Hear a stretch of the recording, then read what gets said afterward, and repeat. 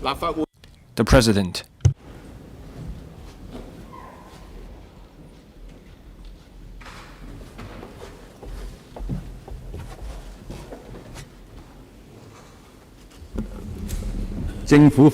Government Bill, first reading. Appropriation Bill 2024. Second reading. The Financial Secretary.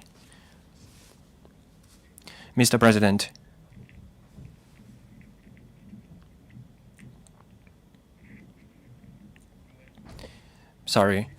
Mr. President, honorable members and fellow citizens, good morning. During the past year, Hong Kong has returned to normalcy after the epidemic. Society and the daily lives of our people are back to normal as they have longed for. Visitors are returning and our economy is regaining positive growth. A series of mega events have helped to restore a buoyant mood in the community. Meanwhile, geopolitical uncertainties and high interest rates have impacted capital flows. Resumption of outbound travel, changes in consumption patterns, and a shift in inbound visitors' preferences, along with competition from other economies and so forth, have all weighed down economic confidence. Amid a complicated and ever-changing international environment, and with our economy and society constantly evolving, more strenuous efforts are required to strengthen the momentum of our economic recovery. While the uneven pace of recovery across industries merits our attention, there are also certain constraints that need to be unraveled in a gradual manner. Innovation and technology, as well as data empowerment, will catalyze the emergence of new business models. However, they will also heighten competition and pose challenges to many enterprises. Through vigorous promotion of innovative research and transformation of its outcomes, as well as acceleration of digital transformation in recent years, we are well equipped to navigate the changes. Underpinned by our country's firm and steady development, our institutional advantages under one country, two systems, and our highly international characteristics, Hong Kong will attract yet a bigger pool of talent, capital, and enterprises. I have absolute confidence in Hong Kong's future. Our public finances, nevertheless, need consolidation as the epidemic subsides. Upon a full and thorough evaluation, we will adopt a fiscal consolidation strategy to narrow our fiscal deficit progressively towards achieving the goal of restoring fiscal balance. The theme of this budget is advance with confidence, seize opportunities, strive for high-quality development. I will elaborate on this a little later. Economic situation in 2023. In 2023, the Hong Kong economy returned to normalcy in the aftermath of the pandemic. Economic activities showed improvement immediately following the removal of anti-epidemic measures and the resumption of normal travel early in the year, though the difficult external environment continued to constrain the pace of growth. For the year as a whole, the economy grew 3.2%. Incomes of the general public recorded growth in real terms. Private consumption expenditure increased 7.3% in real terms last year, supported by the government's consumption voucher scheme, activities and initiatives such as Happy Hong Kong and Night Vibes Hong Kong, and the continuing increase in household income. Overall investment expenditure also rebounded by 10.8% alongside the economic recovery. Visitor arrivals bounced back sharply to about 34 million last year, with fourth quarter arrivals recovering to 58% of the same period in 2018. Exports of travel services soared for the year, while exports of transport services increased in tandem, bringing about notable growth of 21.2% in total exports of services for the year as a whole.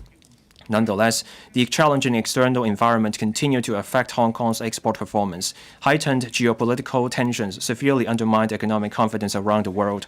Central banks of the advanced economies raised interest rates sharply to tame inflation, tightening global financial conditions and dampening import demand for goods. The International Monetary Fund estimated that global economic growth slowed to 3.1% last year.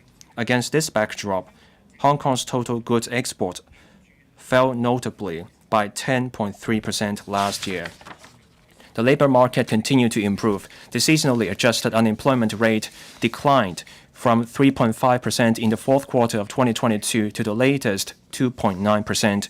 The median monthly employment earnings of full-time employees increased 8.6% year-on-year in the fourth quarter of last year.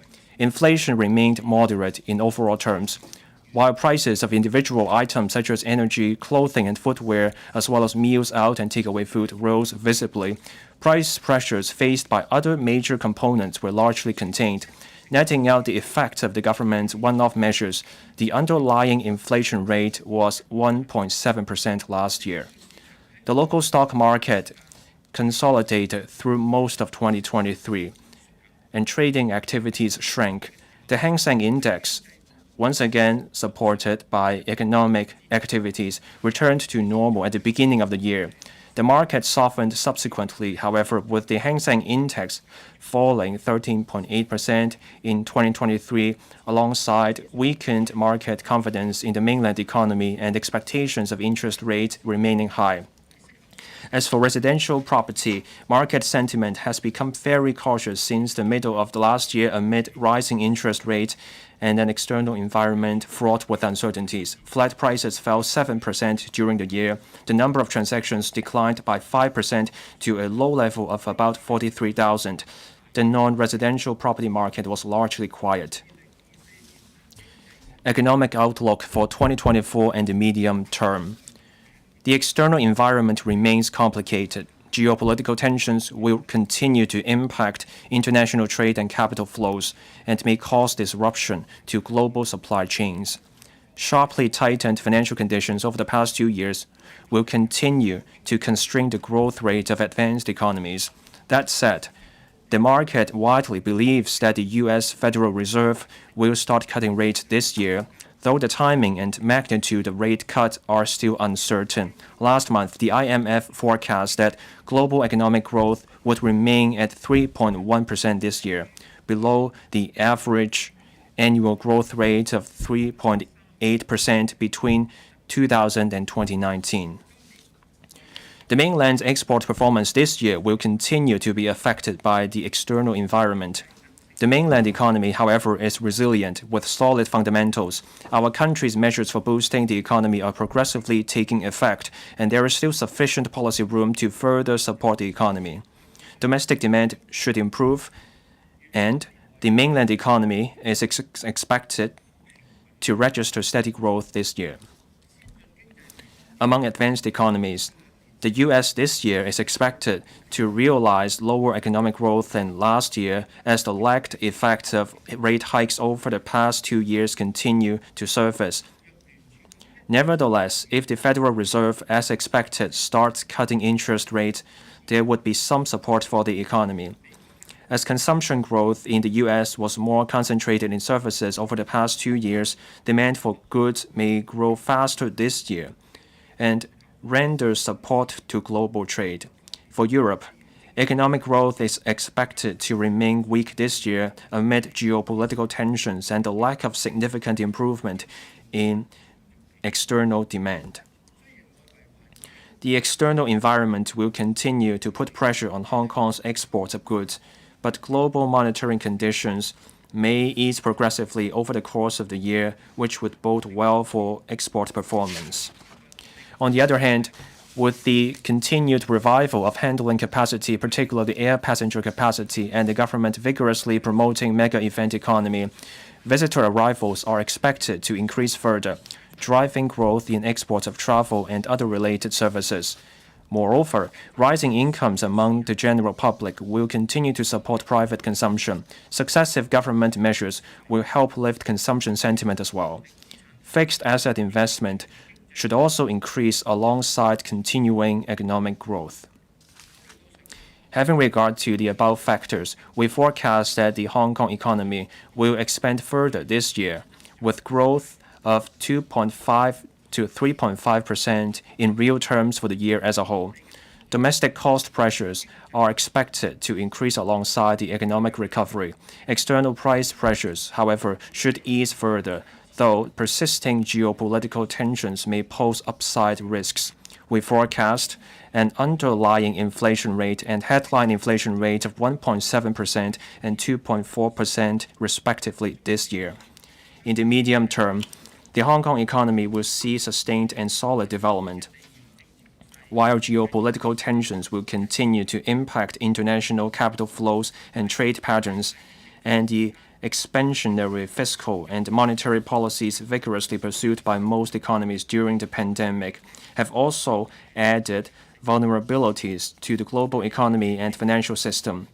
Global demand should be able to revive gradually in tandem with the anticipated progressive declines in interest rates in the US and the euro area in the coming few years. More importantly, our country's focus on promoting high-quality development will provide Hong Kong with ample room to grow.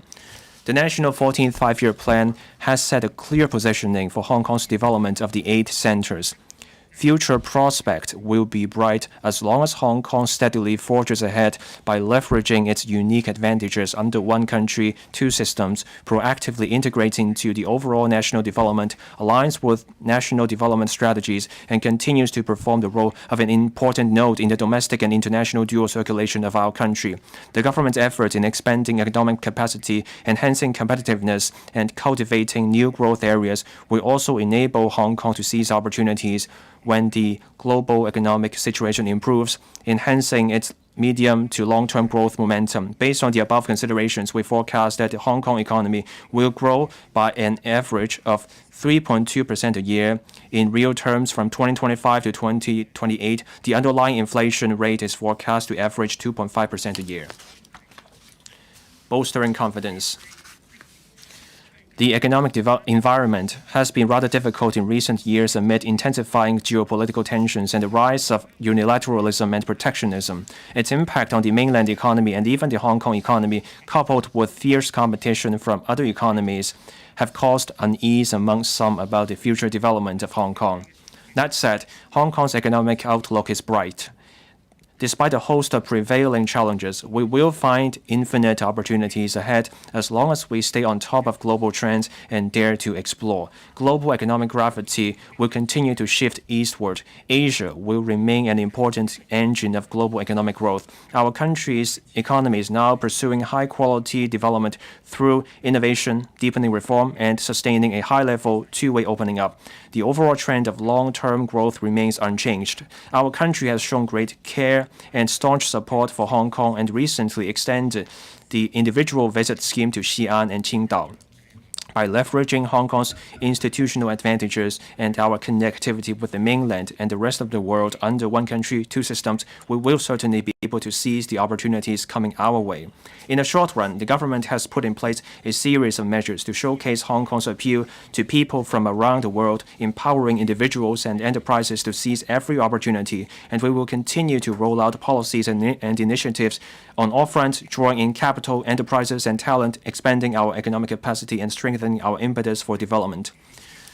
Attracting enterprises, capital, and talent on all fronts.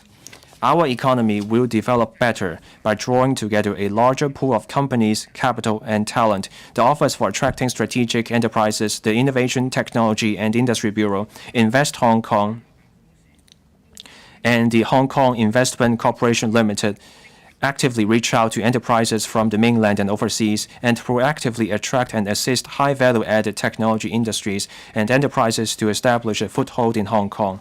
Next month, 10-plus strategic enterprises will sign a partnership agreement with Oasis. The companies have either confirmed setting up or expanding their businesses in Hong Kong, or they are planning to do so. Together with the 30 companies from the first batch, they are expected to bring about over $40 billion in investment to Hong Kong, creating about 13,000 jobs over the next few years. Their presence in Hong Kong will attract upstream, midstream, and downstream partners from their industry chains, promoting our innovation and technology sector's vibrant development. Hong Kong Investment Corporation Limited. Performing its role of channeling capital and leveraging market resources, the HKIC will attract more I&T companies to establish their presence in Hong Kong, accelerating the development of strategic industries. The first batch of direct investment and co-investment projects will be implemented in the first half of this year, covering areas such as life technology, green technology and finance, semiconductors and chips, as well as the upgrading and transformation of manufacturing industries.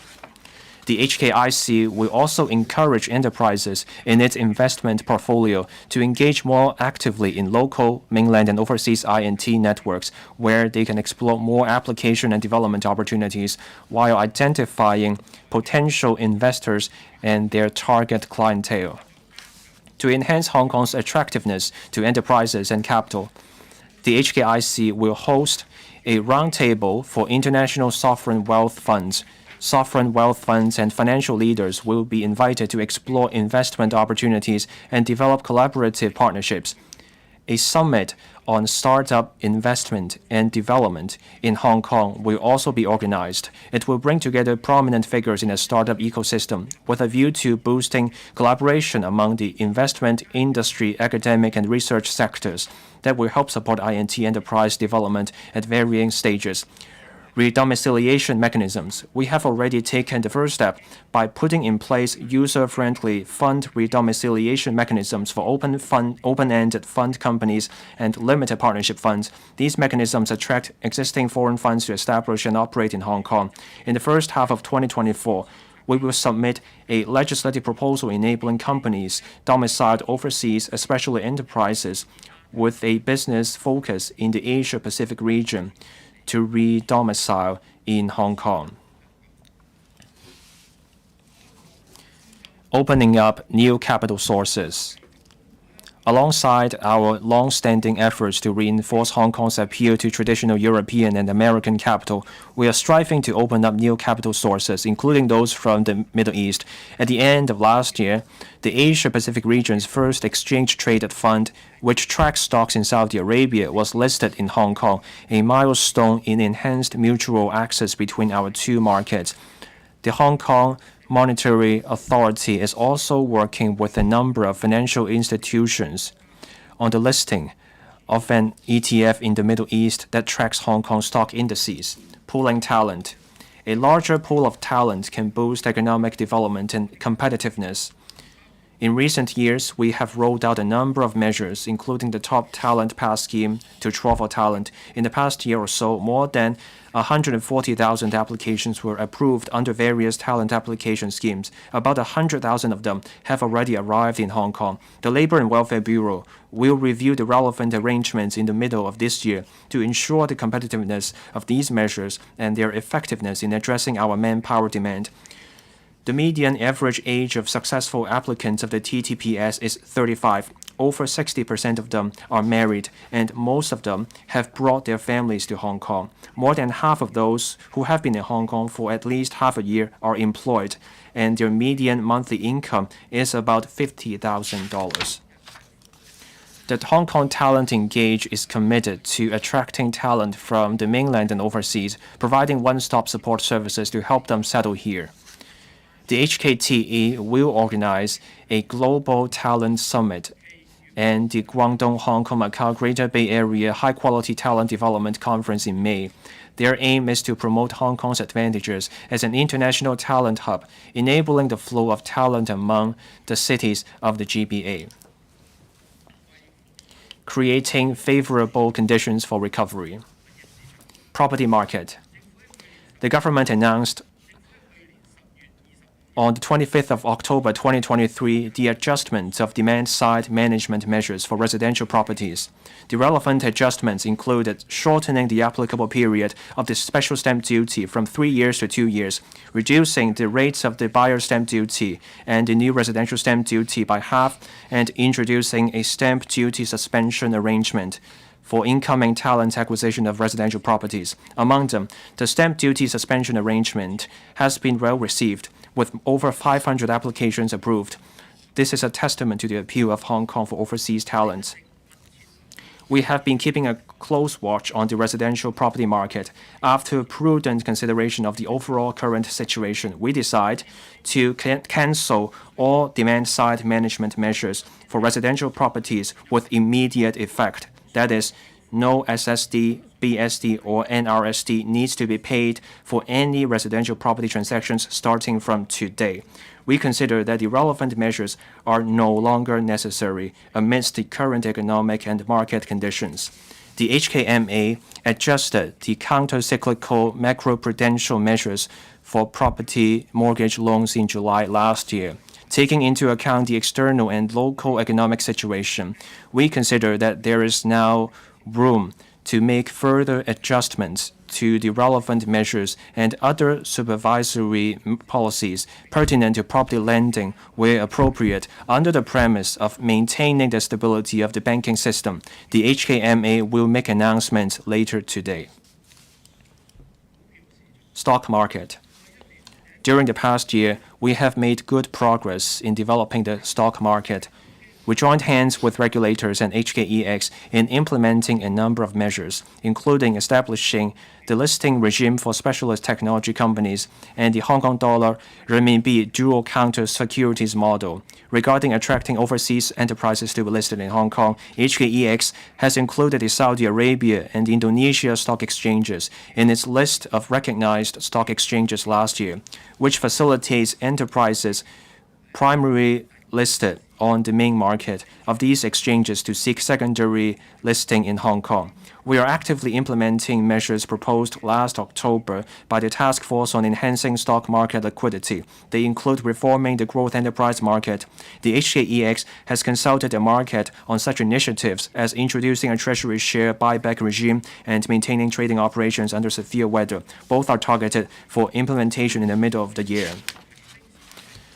The Securities and Futures Commission of Hong Kong and the HKEX are considering an array of measures to boost market efficiency and liquidity, including, first, enhancing the listing regime. Explore enhancing the process of price discovery in the initial public offering of shares and reviewing requirements for the public float of shares of listed companies to boost market efficiency. Listing requirements and arrangements for structured product will also be enhanced, while the listing costs of the product will be lowered. Second, improving the transaction mechanism. Explore reducing the minimum trading spread to narrow bid-ask spreads, with a proposal to be submitted in the second quarter. Enhancing stock trading units adopted in the cash market as the next step, and making further adjustments to the position limit and margin requirements of the derivative product to better meet risk management needs. Third, boosting investor services. Explore refining real-time market data services to provide investors with targeted services at a reasonable price. And fourth, stepping up market promotion. The HKEX will strengthen the promotion of Hong Kong securities market through its overseas offices and deepen connectivity with the Middle East and ASEAN countries to attract more issuers and capital. To further enhance market competitiveness, stamp duties payable on the transfer of real estate investment trust or REIT unit and the jobbing business of option market makers will be waived. It is estimated that this will reduce government revenue by about $1 billion annually. Assisting small and medium enterprises. Taking into consideration that the strength of our economic recovery still requires consolidation and changes in market conditions, the government will assist small and medium enterprises through different measures to tackle their capital flow problems, tap into new markets, and accelerate upgrading and transformation. SME Financing Guarantee Scheme.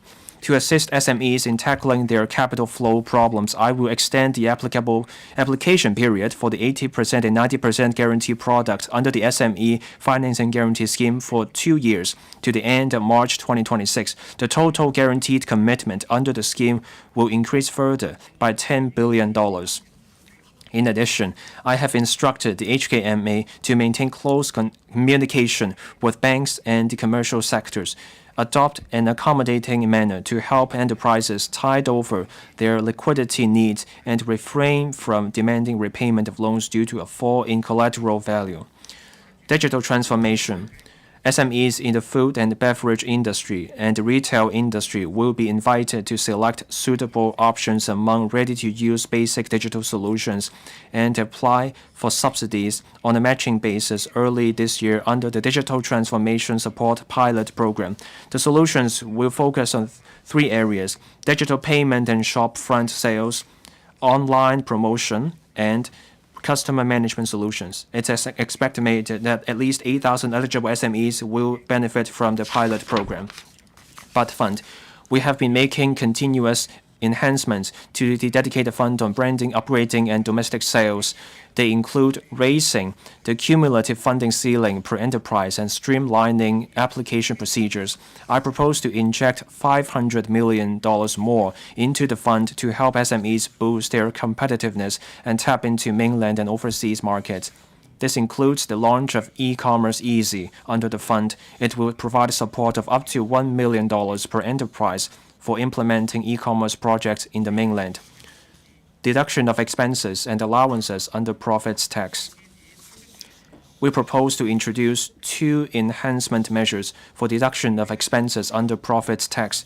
Profits taxpayers will be granted tax deduction for expenses incurred in reinstating the condition of the leased premises to their original condition, as regards the allowances for industrial buildings and structures, as well as commercial buildings and structures. The time limit for claiming the allowances will be removed. This will allow the new owner to claim allowances for the property after a change of ownership, subject to factors such as the construction cost of the property and the balancing charge of its previous owner. Both enhancement measures will take effect from the year of assessment 2024 to 25. 全方位 Building the Hong Kong brand on all fronts. Hong Kong is an international financial center and a world city with a distinctive blend of Chinese and Western cultures.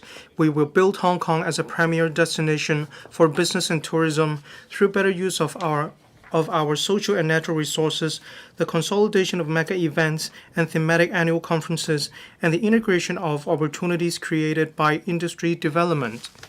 Mega events. Mega events create opportunities for attracting tourists while bringing wider entertainment and leisure choices for the people of Hong Kong. We will stage more mega events, boost their promotion and coordination, and maximize their economic and publicity benefits to enhance our international image. More than 80 mega events in a variety of themes and genres will be staged in Hong Kong in the first half of this year. For Art March alone, a series of arts and cultural events will be presented, such as Art Basel, Art at Harbour, and the Asian debut of the International Pop Culture Festival Complex Con. For sports events, Live Golf, an international golf tournament also featuring musical entertainment and other activities, will be staged for the first time in Hong Kong. Hong Kong, Guangdong Province, and Macau will co-host the 15th National Games in 2025. Members of the public can cheer the athletes on home ground or visit nearby GBA cities to watch the games. The government has set up the Mega Events Coordination Group to reach out proactively for more mega events to be staged in Hong Kong, while strengthening interdepartmental collaboration for such events to be successfully held. We have earmarked $100 million to boost mega event promotions over the next 3 years. Financial forums. Organizing thematic conferences can help reinforce Hong Kong's branding.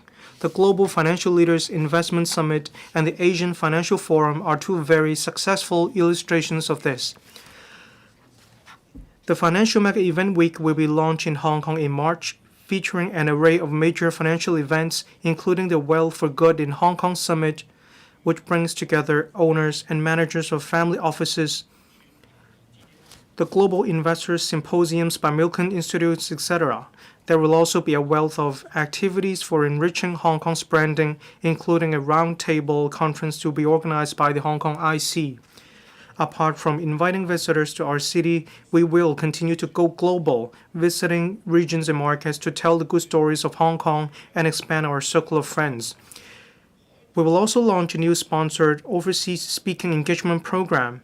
Renowned scholars and industry leaders will be sponsored to attend overseas events and give speeches to promote Hong Kong and its many advantages.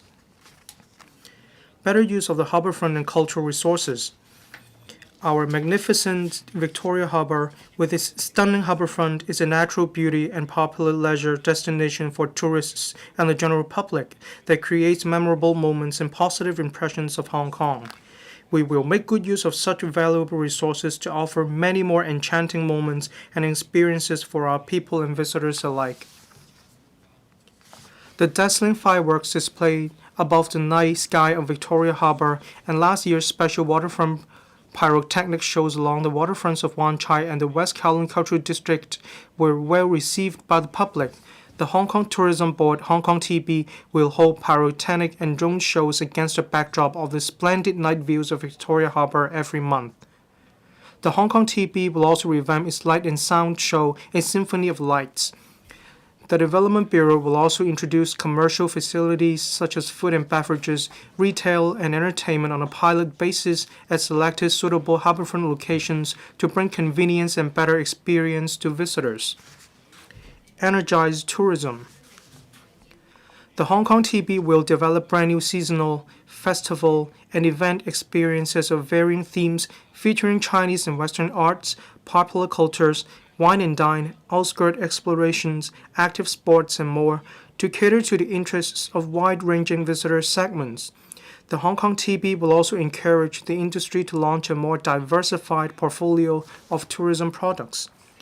We will continue to enhance local group tour activities. The Tourism Commission will, over the next few years, continue to organize well-received signature creative arts and cultural tourism projects. That includes the Sai Kung Hoi Arts Festival, which features an integration of arts with the island, allowing visitors to experience its natural landscape, history, culture, and heritage. Another example is the Design District Hong Kong, which takes visitors on a journey to discover the local culture and characteristics of Hong Kong. In addition, the Hong Kong TB will promote immersive, in-depth tourism with themes like City Walk and promote young adult-focused activities such as hiking, cycling, stand-up paddleboarding, trail running, and stargazing in the wilderness. It's all part of an energizing effort to soft-sell Hong Kong. Our Temple Street night market promotion last December successfully drew tourists and locals alike to this street of distinctive character. The Hong Kong TB will offer more diversified activities and promotion to boost the flow of people and the district and create more business opportunities for its merchants, enhance publicity and promotional efforts. The Hong Kong TB will launch a new Hong Kong tourism brand and continue to target source markets and collaborate with GBA cities to jointly promote multi-destination tourism. Sincerity and hospitality will make Hong Kong even more popular. The Hong Kong TB will enhance the quality tourism services scheme and launch a new round of publicity activities, including reality shows and the commendation of outstanding frontline staff in the service industry. We want to promote Hong Kong as a hospitable, people-focused city in collaboration with various sectors. We'll make every effort to promote mega events and design in-depth thematic tours, enrich tourism resources, and provide more novel products and experiences to cater to visitors of all types and sources. This will help stimulate retail, consumption, catering, and transportation demands throughout Hong Kong. We will allocate additional funding totaling $1,095 million to support the Tourism Commission and the Hong Kong TB in organizing these and other Hong Kong events and activities, supporting people and enterprises. Having regard to the economic pressure faced by some industries and the people and the government's financial position this year, we will introduce the following measures. First, provide rates concession for domestic properties for the first quarter of 2024 to 25, subject to a ceiling of $1,000 for each rateable property. This measure is estimated to involve 3.08 million domestic properties and reduce government revenue by $2.6 billion. Second, provide rates concession for non-domestic properties for the first quarter of 2024 to 25, subject to a ceiling of $1,000 for each rateable property. This measure is estimated to involve 430,000 non-domestic properties and reduce government revenue by $370 million. Third, reduce salary tax and tax on the personal assessment for the year of assessment 2023 to 24 by 100%, subject to a ceiling of $3,000. The reduction will be reflected in the final tax payable for the year of assessment 2023 to 24. This measure will benefit 2.06 million taxpayers and reduce government revenue by $5.1 billion. Fourth, reduce profits tax for the year of assessment 2023 to 24 by 100%, subject to a ceiling of $3,000. The reduction will be reflected in the final tax payable for the year of assessment 2023 to 24. This measure will benefit 160,000 businesses and reduce government revenue by $430 million. And fifth, provide an allowance to eligible Social Security recipients equal to 1/2 of a month of the standard rate Comprehensive Social Security Assistance (CSSA) payments, old age allowance, old age living allowance, or disability allowance, while similar arrangements will apply to recipients of the Working Family Allowance, altogether involving an additional expenditure of about $3 billion. Accelerating the promotion of high-quality development. The promotion of high-quality development inspires continuing economic innovation and growth while conserving the natural environment, making life better for people. Green future and digitalization are two of its overarching themes. We have to make better use of Hong Kong's distinctive advantages of enjoying our nation's strong support and being closely connected to the world under one country, two systems. In pursuing high-quality development, we will open up new opportunities and bring more room for growth. Moving towards a green future. Green development is a defining feature of high-quality development. As global economies pursue carbon neutrality, green transformation creates huge business opportunities and financing needs, leading to industry clusters of great diversity. Sustainable fuels, energy saving, emission reduction, and carbon capture technologies continue to emerge. Green finance. Being an international financial center, Hong Kong is also rising as an international green finance center. The government is hosting Hong Kong Green Week this week, comprising events covering technology, finance, and other fields. It has brought together industry leaders from the Asia-Pacific region to examine issues such as green development and climate finance.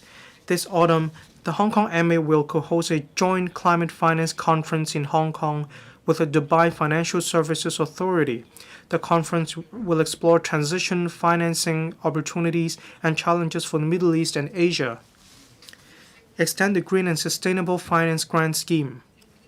The government has so far provided subsidies to eligible bond issuers and loan borrowers for the issuance of more than 340 green and sustainable debt instruments in Hong Kong through the Green and Sustainable Finance Grant Scheme. The subsidies totaled $100 billion, enriching our green and sustainable finance ecosystem. We propose to extend the scheme, which is due to expire in mid-2024, to 2027 and expand the scope of subsidies to cover transition bonds and loans.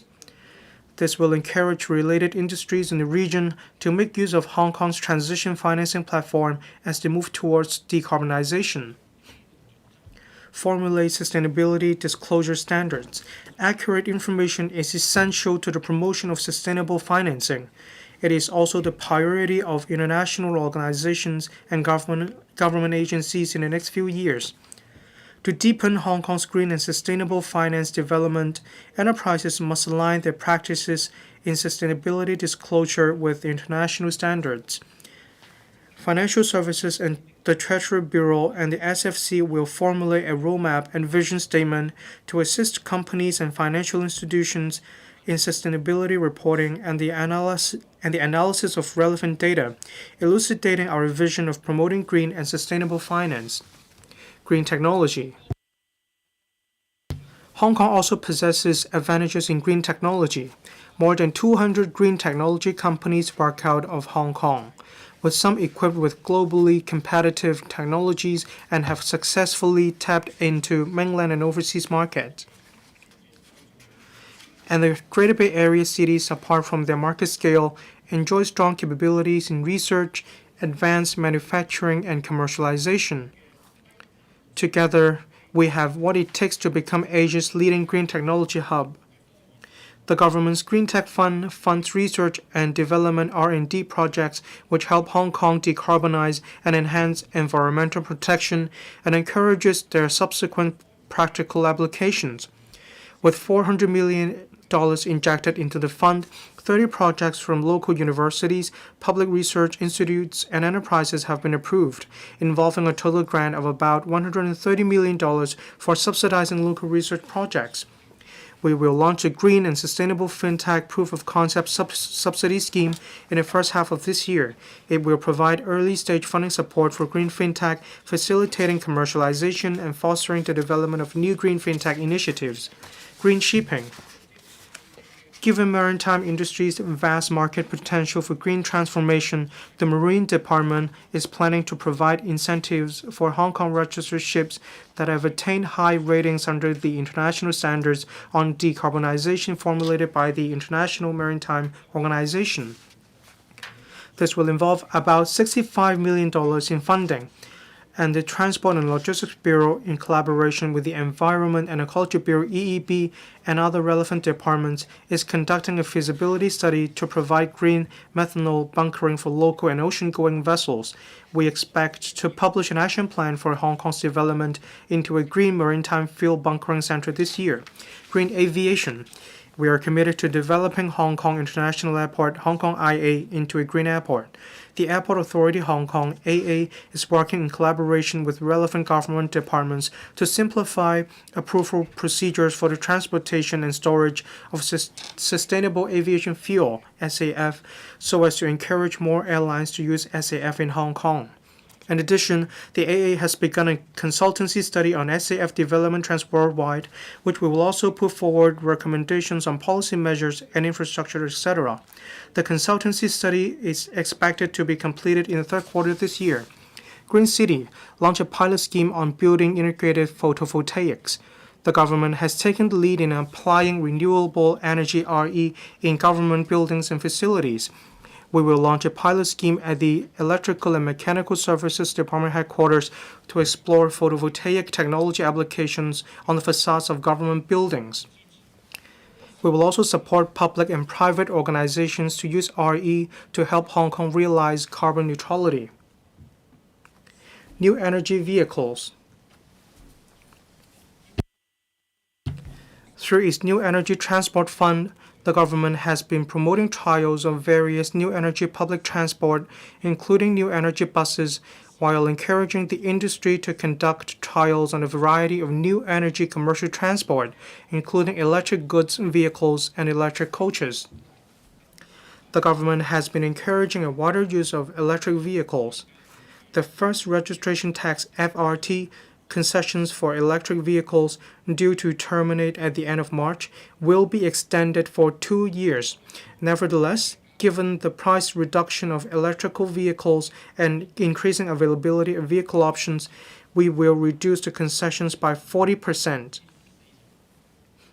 Specifically, the maximum FRT concession for electric private cars (EPCs) granted under the 1-for-1 replacement scheme will be adjusted to $172,500, whereas the concession ceiling for general EPCs will be lowered to $58,500. At the same time, EPCs valued at over $500,000 before tax will not be entitled to concessions under the Affordable Users Pay principle.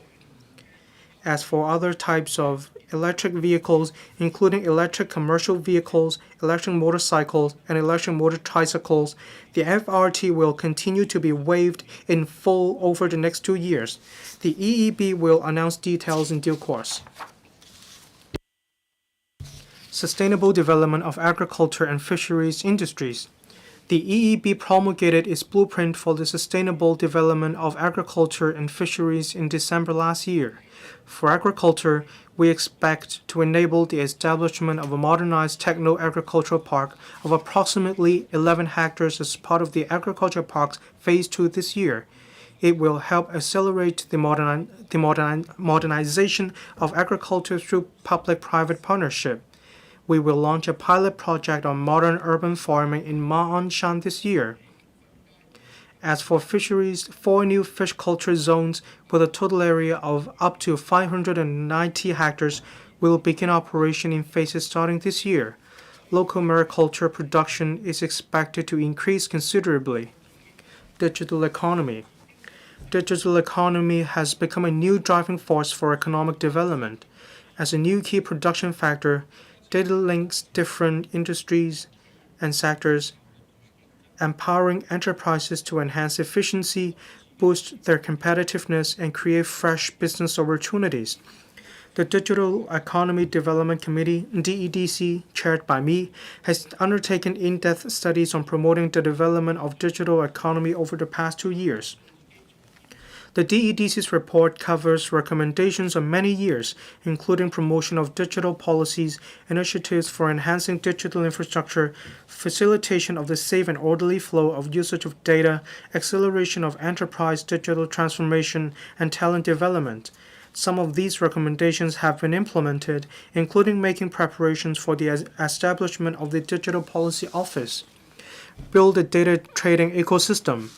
As transformation of global digitalization accelerates, the presence of a highly efficient data ecosystem has become one of the considerations for many enterprises to establish a foothold in Hong Kong.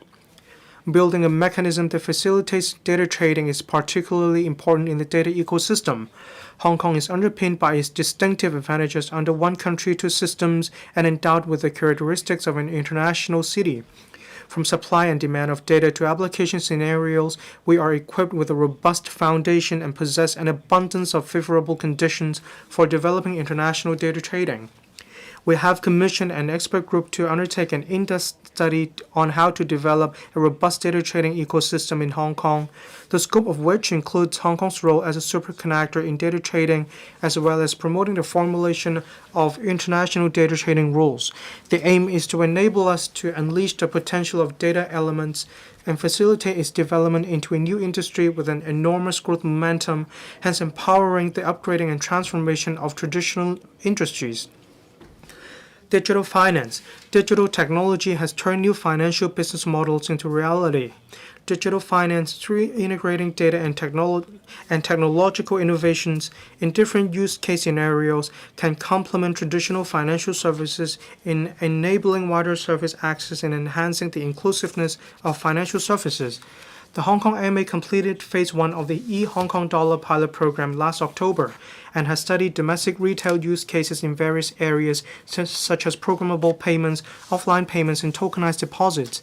Phase 2 of the pilot program will soon commence to further explore new use cases. Project Ambridge, another important initiative, has also achieved good progress. Phase 1 of its service, which is expected to be launched this year, will become one of the first projects around the world to settle cross-boundary transactions for corporates using central bank digital currencies. In addition, we will expand the scope of ECNY pilot testing in Hong Kong. Members of the public may set up ECNY wallets easily for use and for topping up funds by the faster payment system, thereby further enhancing the efficiency and user experience of cross-boundary payment services.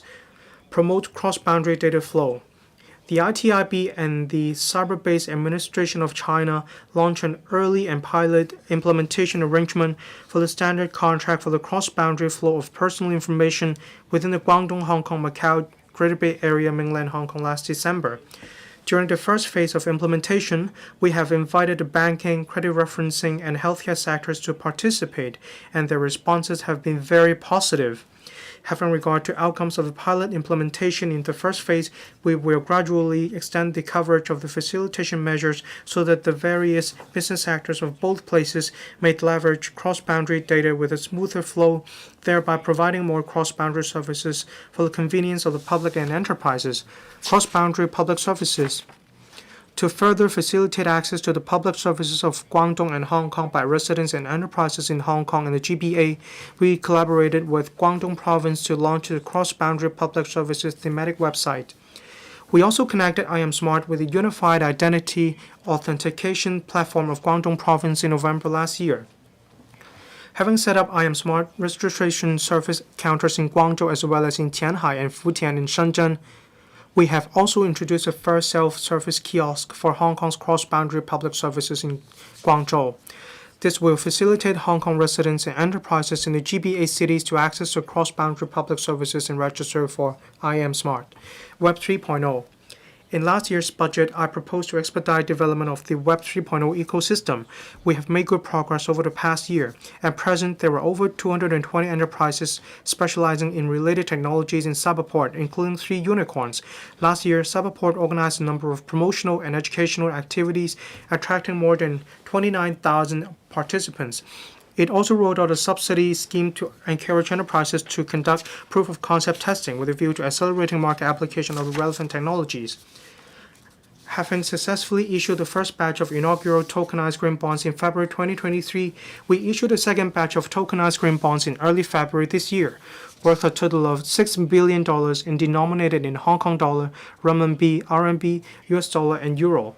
This is the world's first ever multi-currency tokenized bond issuance and has attracted overwhelming subscription by global institutional investors, including asset managers, insurance companies, private banks, and non-financial corporates.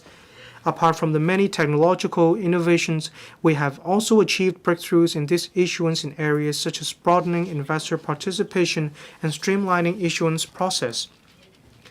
In keeping abreast of the latest international trends and market development, we consulted the public on a legislative proposal to develop a regulatory regime for stablecoin issuers in end 2023, with the aim of putting in place a regulatory regime that safeguards financial stability without compromising innovation. The Hong Kong MA will soon roll out a sandbox for entities interested in issuing stablecoins to conduct trials under manageable conditions on the issuance process, business models, investor protection, and risk management system. The sandbox will also facilitate communication on future regulatory requirements. Cybersecurity, alongside investor and customer protection, are matters of utmost importance in Web 3.0 development. Embracing the principle of same activity, same risks, same regulation, the SFC has implemented a licensing regime for virtual asset VA trading platforms since last June. This regime enables investors to conduct trading on licensed trading platforms in compliance with the relevant international standards in a protected environment, thereby enabling Hong Kong to surpass many major jurisdictions in regulation of VA trading. To strengthen investor and customer protection, we have launched a consultation on the regulation of over-the-counter trading of VA. We will continue to promote the development of Hong Kong's VA market in a stable and responsible manner through a multi-pronged approach, which includes timely dissemination of information, holistic public education, and enhanced enforcement. Launch the business version of IM Smart. The government will set up a digital identity of enterprises platform, that is, the business version of IM Smart, to enable authentication of identity and verification of signature of enterprises using electronic government services or conducting online business transactions in a secure, convenient, and efficient manner without having to go through complicated procedures, and thus saving time and reducing the risk of human error. The expenditure involved is estimated to be about $300 million, and our goal is to roll out the platform progressively from end 2026 onwards. Promote digital inclusion. Moreover, we strive to reduce digital exclusion and promote the wider use of information technology by various community groups, including elderly persons. The government will allocate $100 million under the Social Innovation and Entrepreneurship Development Fund to provide, in the next 3 years, elderly people aged 60 or above with digital training courses and technical support so that they can integrate into the digital era more easily and enjoy the benefits that digital technology brings. The first group of projects is expected to commence in the fourth quarter of 2024 at the earliest and benefit and at least 50,000 elderly persons. International Innovation and Technology Center. INT is a key engine driving our economy and society towards high-quality development. The Hong Kong Innovation and Technology Development Blueprint, promulgated in 2022, formulates strategic plans and clear roadmaps for Hong Kong's INT development over the next 5 to 10 years, leading Hong Kong steadily towards its vision of becoming an international INT center. The government has committed substantial resources to building a vibrant INT ecosystem by focusing on enhancing INT infrastructure, research capacity, talent, etc. The Hong Kong Science Park and Cyberport are INT flagships and incubators of the city. As at the end of 2023, the number of tenants of these two flagships, together with past and current incubatees, amounted to some 4,500, an increase of more than 60% over the past 5 years. Among them, 16 have been listed, 9 have become unicorns, and a total of some $130 billion has been raised, while more than 1,700 local and non-local awards have been won. Artificial intelligence. Artificial intelligence, as an important driver of a new round of technological and industrial transformation, is also key to propelling the development of digital economy in Hong Kong. Cyberport is expediting the establishment of an AI supercomputing center to meet the demand of research institute and the industry for computing power. The first phase facility is expected to start operating within this year at the earliest. By early 2026 at the soonest, the computing power of the supercomputing facility is expected to reach 3,000 petaflops. The scale of such power is equivalent to the capacity of processing nearly 10 billion images in 1 hour.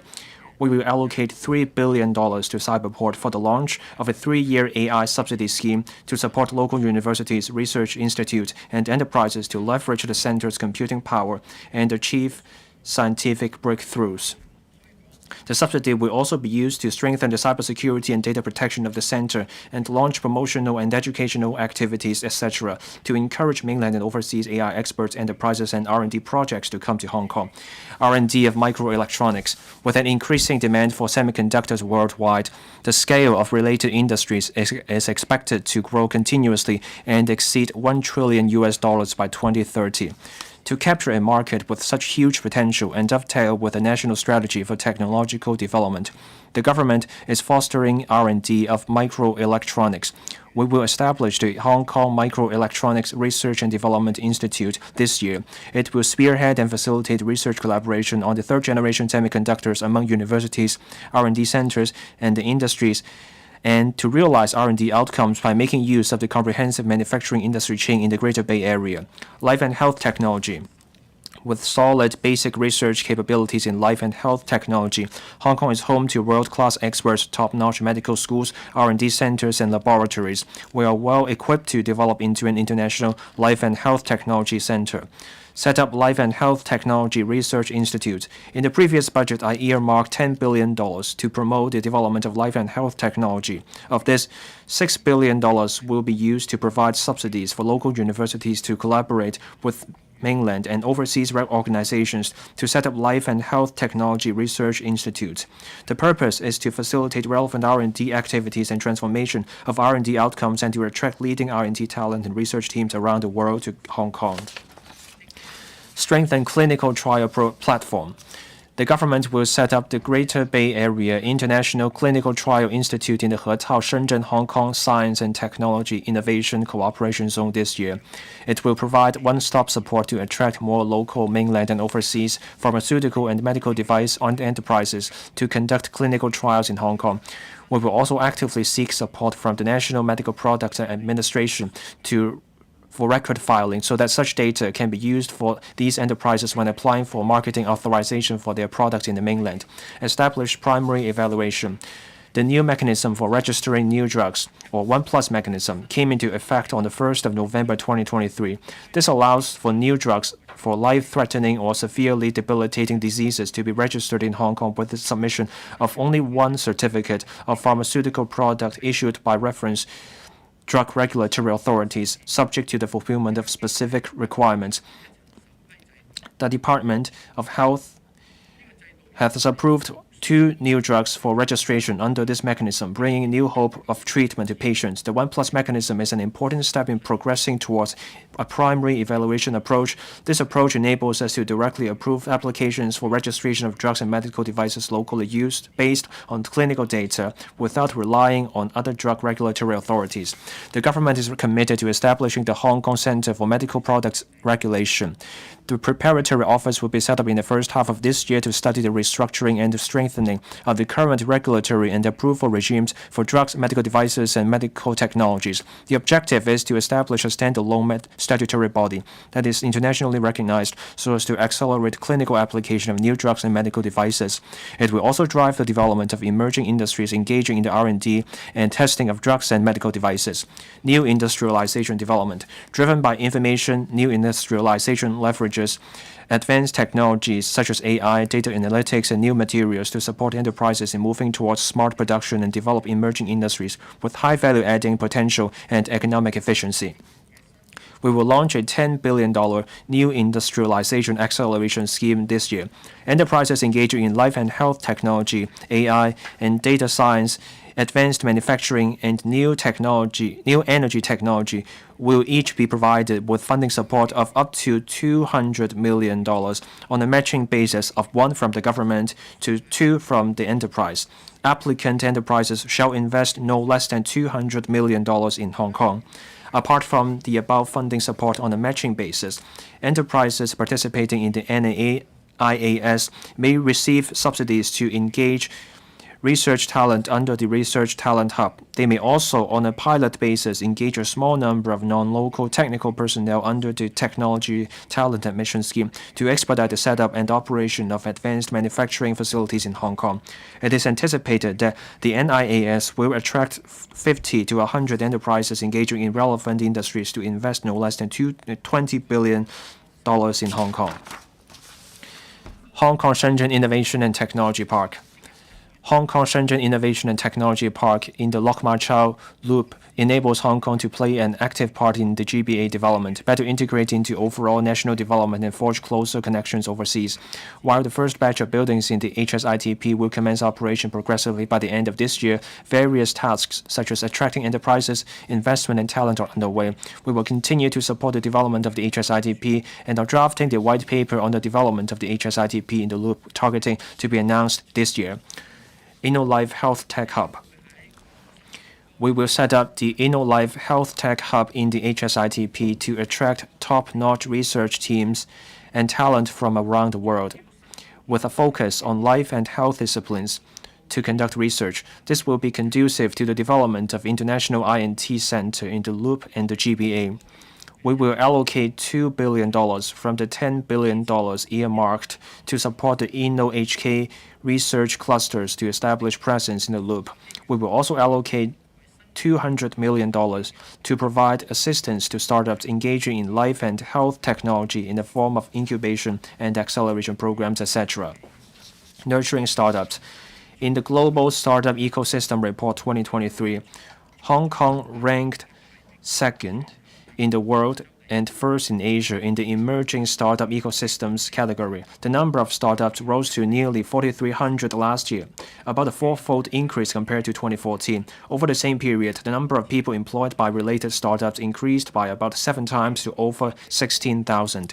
Since its inception, the corporate venture fund under the Hong Kong Science and Technology Parks Corporation has invested a total of nearly $400 million in 31 startups and attracted private investment of about $12.6 billion. The HKSTPC will soon launch the co-acceleration program to pool the efforts of the INT industry and provide value-added support services to INT startups with high potential and to nurture them as regional or global enterprises. R&D and transformation in INT. Frontier Technology Research Infrastructure Support Scheme.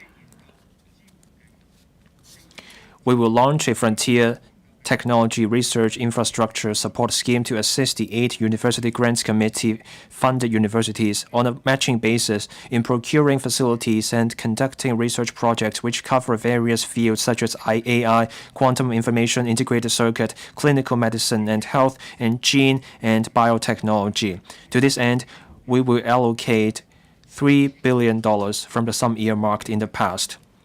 Strengthen support for technology transfer. To enable universities to strengthen technology transfer and marketing services, we will provide subsidies of no more than $16 million to the Technology Transfer Office of each of the 8 UGC-funded universities from 2024 to 25 onwards. enhancing I&T infrastructure. Batch 1 of Stage 2 of the Science Park Expansion Program, which will provide a gross floor area of about 13,000 square meters, mainly for wet laboratories, is expected to be completed in the first quarter of next year. The Cyberport 5 expansion project, which will provide a GFA of about 66,000 square meters for co-working spaces and offices, etc., is expected to be completed by the end of next year at the earliest. Together with the I&T sites in the loop to be put into use progressively, there will be more room for local I&T ecosystem to prosper. International Financial Center. A highly efficient financial market accelerates the development of the real economy by effectively matching capital with the needs of industry. The financial industry is one of the pillars of Hong Kong's economy. Hong Kong, as an international financial center, is also our country's international financial center, having an edge in quantity and quality that enables various financial areas to thrive. Offshore renminbi business hub. Our country is the world's second largest economy. The proportion of RMB as a global currency for international trade, investment and financing, cross-border payment and reserves is increasing continuously. As the mainland develops closer economic ties with other regions, market demand for RMB is becoming keener than ever. As the world's largest offshore RMB business hub, Hong Kong processes about 75% of global offshore RMB settlement. We also have the world's largest offshore RMB liquidity pool at over 1 trillion RMB. To capitalize on this enormous opportunity, we will press ahead with the development of an offshore RMB ecosystem to promote the internationalization of the RMB in a steady and prudent manner. We are taking forward relevant work on various fronts. It includes making continuous efforts to deepen mutual market access schemes that facilitate RMB cross-boundary investment and two-way fund flows to enhance offshore RMB liquidity. It also includes encouraging financial institutions to provide more offshore RMB products and risk management tools and carrying out RMB financing in Hong Kong. We will also develop the Central Money Markets Unit, or CMU, into Asia's major international central securities depository platform. It will provide better support for RMB businesses such as cross-border clearing, settlement and custodian services, etc. Mutual market access. Mutual market access between financial markets in the mainland and Hong Kong has been expanding in scope and capacity. Bond Connect, the Cross-Boundary Wealth Management Connect scheme, ETFs in Stock Connect and Swap Connect are among the many opportunities that have been implemented one after another in recent years. The initiatives provide more asset allocation and risk management options for mainland and international investors. This year, HKEX will host the 10th anniversary of Mutual Access Forum to share our experience with the industry and explore how best to inject new impetus into the regime. We will stage a series of roadshows in the mainland to promote mutual market access further. We are now in discussion with mainland authorities over the introduction of block trading, the inclusion of RMB counters under the southbound trading of Stock Connect, and the expansion of the mutual market access regime to cover REITs, bringing in more enterprises and capital to the Hong Kong market. Asset and Wealth Management Center. Hong Kong is an international asset and wealth management center with assets under management amounting to more than $30 trillion. It is also Asia's largest hedge fund center and the second largest center for private equity management after the mainland. Currently, there are more than 250 open-end fund companies and 780 limited partnership funds registered in Hong Kong. To drive market development, the government will extend the grant scheme for open-end fund companies and real estate investment trusts for 3 years and set up a task force to discuss with the industry measures for further developing the asset and wealth management industry. Attracting global family offices and asset owners to Hong Kong will help bring in more capital and drive ancillary economic activities. We have implemented a number of measures, including providing tax concessions for qualifying transactions of family-owned investment holding vehicles managed by single-family offices in Hong Kong and streamlining the suitability assessment when dealing with sophisticated professional investors. The new capital investment entrance scheme will soon invite applications. Eligible investors who invest 27 million Hong Kong dollars or more in qualifying assets and place $3 million into a new CIES investment portfolio may apply to reside in and pursue development in Hong Kong. The new CIES will help strengthen our advantages in developing the asset and wealth management industry and related professional service sectors in Hong Kong while supporting the INT sector's development. We are setting the stage for the second Wealth for Good in Hong Kong summit in the end of March in a bid to showcase Hong Kong's unique advantages to global family offices and asset owners.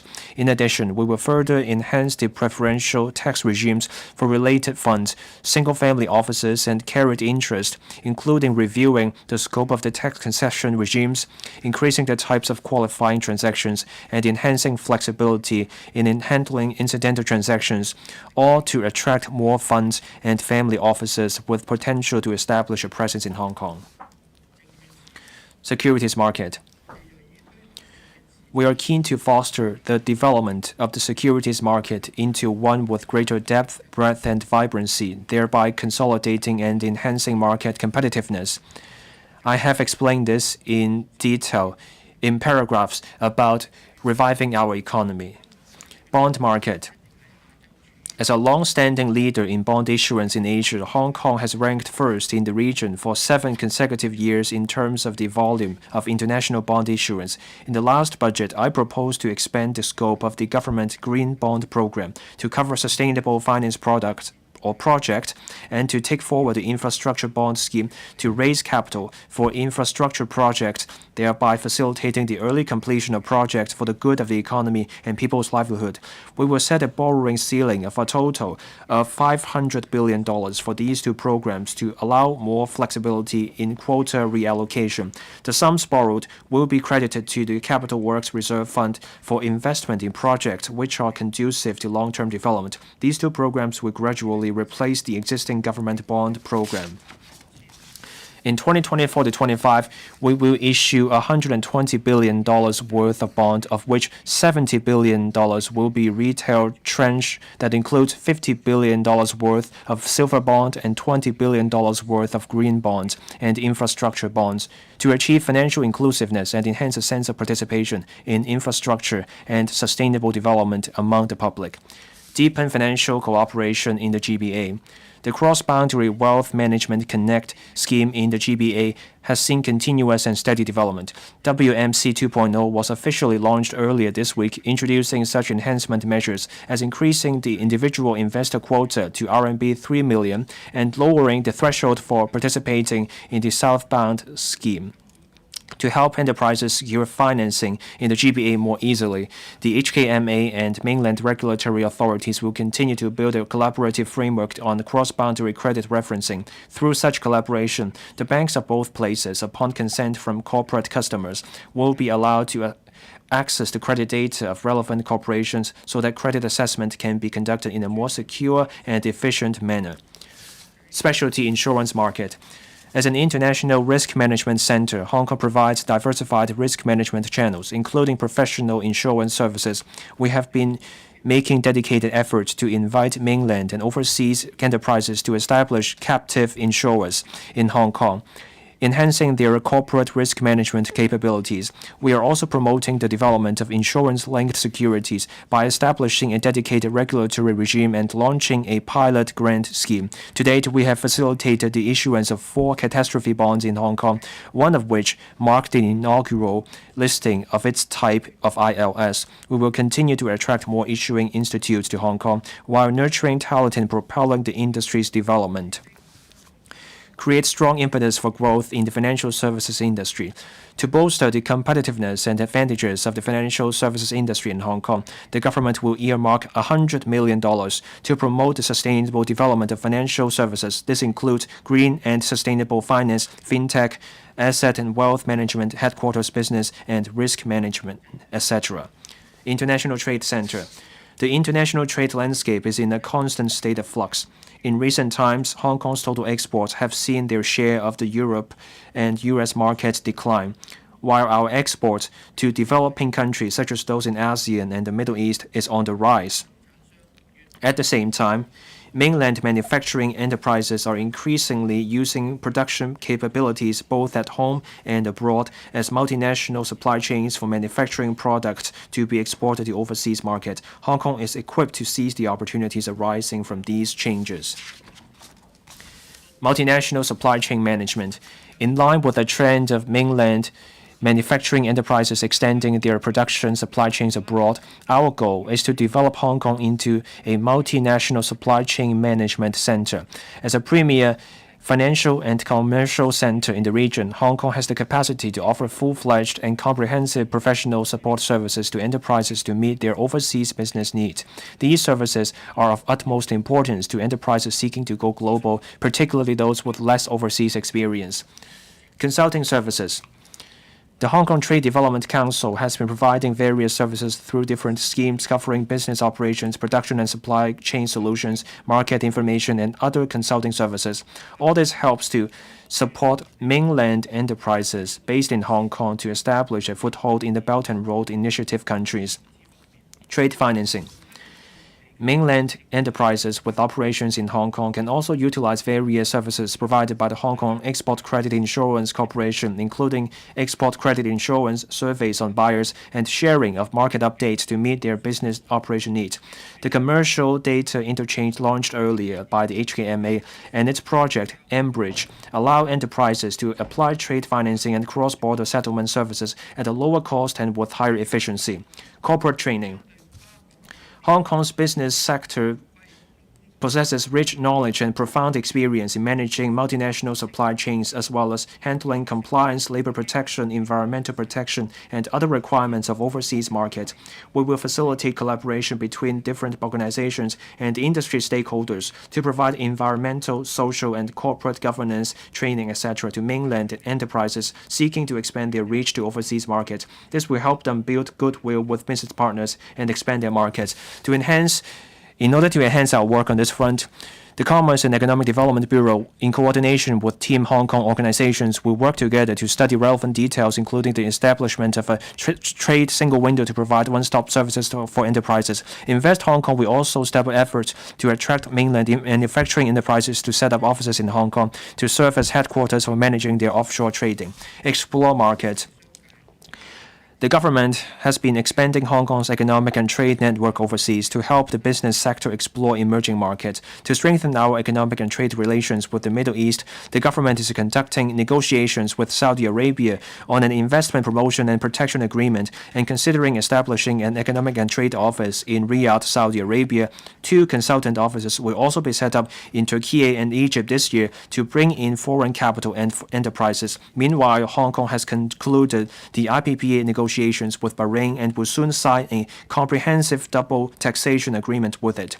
ASEAN is another priority strategic partner with whom we seek to enhance our engagement. The government is considering establishing an ETO in Kuala Lumpur, Malaysia. As for other markets, we are negotiating a free trade agreement with Peru and an IPPA with Bangladesh. Furthermore, the HKTDC will set up 2 consultant offices along the BNR to enhance trade promotion in emerging countries. Belt and Road. The BNR initiative promulgated by our country has entered its second golden decade. Hong Kong will continue to give full play to its role as a functional platform for the BNR. To this end, we will actively participate in and contribute to fostering high-quality development, especially in green development as well as innovation and technology. Apart from continuing to host the annual Belt and Road Summit in September, a new Belt and Road Festival will be launched. The festival will promote collaboration with BNR countries in a wide range of areas, including trade and investment, technology, art and culture, and talent exchange. Hong Kong will also host the Conference on Belt and Road Initiative Tax Administration Cooperation Forum, which will be attended by representatives of the government, international organizations, academic institutions, and strategic enterprises of BNR regions. It will provide a platform for attendees to establish connections and exchange ideas, thereby promoting tax administration, cooperation, and capacity building. Besides, more outbound missions will be organized, including visits to the mainland for enterprises of BNR countries which are operating in Hong Kong to explore business opportunities. Regional Intellectual Property Trading Center. The effective protection and efficient transaction of IP is important to promote industries such as R&D, cultural and creative industries, design services, and and brand licensing industries in Hong Kong. In fact, for the past 3 years, the Intellectual Property Department granted an average of more than 10,000 standard patent registrations each year, which is a clear indication of the enormous potential of the IP trading market in Hong Kong. The government will introduce into the Legislative Council in the first half of 2024 a proposal to amend the Inland Revenue Ordinance with a view to implementing the patent box tax incentive, which will reduce substantially the tax rate for profits derived from qualifying IP to 5%. This incentive aims to encourage enterprises to devote more resources to R&D and conduct commercialization transactions, making use of patent and other IP protections. Participate in dedicated program of World Intellectual Property Organization. We are planning for the establishment of a WIPO Technology and Innovation Support Center in Hong Kong to enable our integration into the country's TISC network. The TISC will focus on providing specialized services such as patent search and analysis for the protection of scientific research results and enhanced support to the INT sector. While promoting IP trading at the same time, the TISC also helps nurture local INT talent well versed in patent knowledge. In this regard, I have set aside $45 million to support the Hong Kong Productivity Council to establishing and operating the TISC. It is anticipated that the TISC will commence operation by 2025 at the earliest. 香港憑 International Maritime Center. Currently, around 90% of the world's merchandise goods are transported by sea. With its advantageous geographical location, unique institutional strengths, and extensive experience and network in international trade and commerce, Hong Kong enjoys a prime position in the shipping market, supported by the National 14th Five-Year Plan and the Outline Development Plan for the Guangdong-Hong Kong-Macau GBA. The government promulgated the Action Plan on Maritime and Port Development Strategy Action Plan in December last year. The Action Plan formulates 10 strategies and 32 action measures to support the sustainable development of Hong Kong's maritime and port industry, with a view to enhancing the long-term competitiveness of the industry. It also consolidates and strengthens Hong Kong's position as an international maritime center. Develop high-value-added maritime services. One of the directions set out in the action plan is to develop high-value-added maritime services. Over the past few years, the government has introduced a series of tax concession measures for the maritime industry in the areas of ship leasing, marine insurance, ship agency, ship management, shipbroking, and so forth, which have begun to yield results. We will commence studies on further enhancements within this year. In addition, Hong Kong's ship registration regime is widely recognized internationally. Hong Kong ranks 4th in the world in terms of gross tonnage and excels in its high-quality fleet. The port state-control detention rate of Hong Kong registered ships is much lower than the global average. We plan to offer block registration incentive to attract ship owners to register ships in Hong Kong extensively. The government will amend the relevant regulations regarding this incentive starting this year and provide an outline of the incentive rules, eligibility criteria, and so forth. Modern logistics development. The government seeks to assist the logistics industry in better capitalizing on the latest developments and business opportunities in smart logistics and e-commerce. To encourage the logistics industry to enhance productivity through technology application, the government launched a $300 million pilot subsidy scheme for third-party logistics service providers in 2020 to provide subsidies to eligible logistics service providers. So far, the scheme has benefited over 190 enterprises, involving a total of about $137 million. The scheme was enhanced in February this year, with the funding ceiling for each applicant enterprise increased from $1 million to $2 million, and the scope of funding extended to cover services related to the application of ESG technology solutions. International Aviation Hub. Hong Kong International Airport, Hong Kong IA, has about 120 airlines operating flights to some 180 destinations worldwide. With Hong Kong's role as an international aviation hub and tapping into the convenience and opportunities brought about by the Hong Kong-Zhuhai-Macau Bridge, our vision is to transform Hong Kong IA into an airport city integrating commerce, conventions and exhibitions, tourism, lifestyle, logistics, and more, shaping it into a world-class landmark. Open up a new aviation hinterland. The AA is working full steam ahead with the Hong Kong IA on the 3-runway system 3RS project as scheduled, with a target of commissioning at the end of the year. Leveraging the opportunities brought about by the 3RS and our country's support for the Air Silk Road, we will focus on current major routes and routes along the BNR with potential, thus strengthening aviation services between Hong Kong and related countries, and in doing so, expand our aviation network. Intramodal transport. The AA will make comprehensive use of Hong Kong IA's advantages in handling high-value, temperature-controlled air cargo. We are taking forward the development of a sea-air intramodal cargo transshipment mode in collaboration with Dongguan. Its handling capacity will gradually reach 1 million tons per annum, better fulfilling the GBA's international cargo demand, with first phase construction of the permanent facility of the Hong Kong IA Logistics Park, which is scheduled for completion by the end of next year. Asia's aviation logistics base. The AA will actively expand air cargo services, including handling cold chain cargo at its logistics park in Dongguan and collaborating with Zhuhai to develop its international cargo business. It will also attract international cargo forwarders and major global retailers to set up their Asian aviation logistics base in Hong Kong. Center for International Legal and Dispute Resolution Services in the Asia-Pacific region.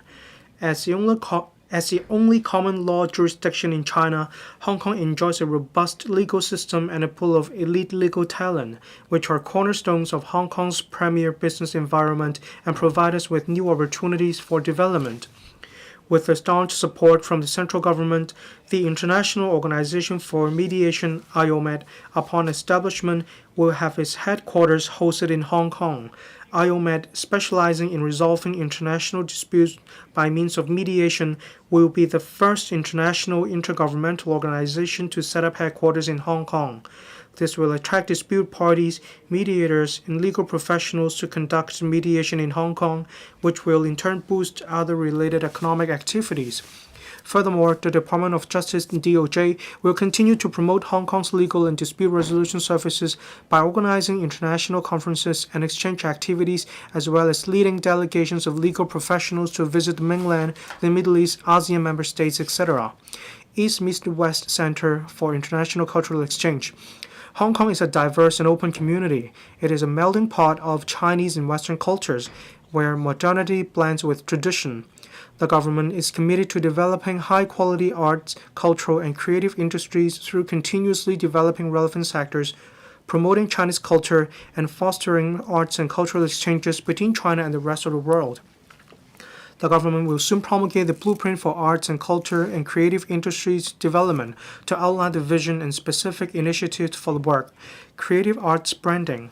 The government will inject about $1.4 billion and $2.9 billion into the Film Development Fund and the Create Smart initiative, respectively in 2024 to 25, to support projects in various areas such as film, arts, and design. Among them, the government will organize the Hong Kong Fashion Design Week annually from 2024 onwards. It is our vision to turn Hong Kong Fashion Design Week into an Asian fashion design mega event, thereby introducing Hong Kong's fashion design brands internationally. Signature Performing Arts Programs. The government has announced the launch of the Signature Performing Arts Program scheme. The scheme will support production of representative and large-scale local signature performance arts programs to be staged as long-running performances and become another cultural icon of Hong Kong. Culture, Sports and Tourism Bureau will devise the key arrangements of the Signature Performance Arts Program scheme in the first half of 2024. Large-scale arts events. We will organize the first Hong Kong Performing Arts Expo, Hong Kong PAX, in October this year to provide a comprehensive platform for showcasing top-notch performing arts productions and enhancing exchanges to create business opportunities for these programs and creative talents. We will also organize the 4th Guangdong Hong Kong Macau GBA Culture and Arts Festival. With more than 100 arts and cultural activities taking place in Hong Kong and different cities of the GBA, the festival is expected to feature about 5,000 artists and draw a total of 140,000 visitors. Nurturing local talent. Talent as a prime resource is the fundamental driving force that underpins the development of our economy in various sectors. While proactively attracting talent from around the world, we must continue our efforts in nurturing local talent. Apart from supporting post-secondary institutions to enhance their quality and expand their capacity, we will continue to take forward a number of sector-specific talent training programs to enrich the local talent pool. INT Talent. Apart from supporting various talent training programs under new industrialization development, we have also implemented the STEM internship scheme to encourage university students to participate in INT-related work. Besides, to better prepare for integration into the knowledge-based economy and development of a digital society, the government has launched a Knowing More About IT program to enhance primary school students' interests in information technology and its applications. In this connection, I propose to allocate an additional funding of $134 million for the provision of subsidies of up to $300,000 for each publicly funded primary school in next two academic years. Healthcare professionals. The government attaches importance to training local healthcare professionals. The Health Bureau will continue to enhance healthcare-related teaching facilities while increasing the number of local training places as appropriate. Since last April, we have also started to subsidize the relevant institutions in respect of the clinical practicum training fees for their specified healthcare-related programs. On other front, since the announcement of an additional injection of $500 million into the Chinese Medicine Development Fund in last year's budget, a number of capacity-building initiatives for the industry have been taken forward under the fund, such as a Hong Kong Chinese Medicine Talent Short-Term Training Program co-organized with the National Administration of Traditional Chinese Medicine in support of building an excellent pool of Chinese medicine talent. Maritime and aviation talent. The government introduced a professional training on smart and green logistics scheme and the logistics promotion funding scheme under the Maritime and Aviation Training Fund MATF in January this year. These schemes aim to enhance promotion and talent development in the logistics sector in line with new development in smart and green logistics. We also launched the Aviation Promotion Project funding scheme to fund activities organized by local aviation-related organizations and academic institutions, while promoting to different sectors of the community the development of our aviation industry and the opportunities available. The TLB will conduct a comprehensive review of the MATF this year to gauge its effectiveness in attracting talent and promoting manpower development in the maritime and aviation sectors. Patent talent. The government will allocate an additional funding of about $12 million in total to the IPD over the next 3 years to prepare for the introduction of regulatory arrangements for local patent agent services. Our aim is to enhance the professionalism and support the development of the original grand patent system. The government will also continue to strengthen and enlarge its patent examiner team and enhance its substantive examination capability with a view to acquiring institutional autonomy and conducting substantive patent examination in 2030 and a national legal talent. In order to nurture legal talent with an international perspective and good knowledge of different legal systems, the DOJ will set up a dedicated office and an expert group this year to take forward the establishment of the Hong Kong International Legal Talent Training Academy.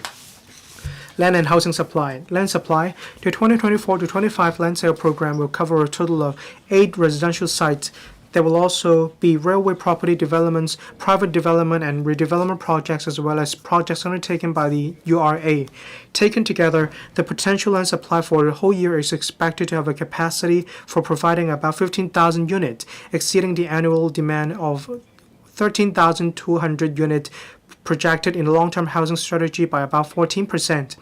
The land sale program will also include 2 commercial sites and 1 industrial site capable of providing about 120,000 square meters of commercial floor area and 540,000 square meters of industrial floor area respectively.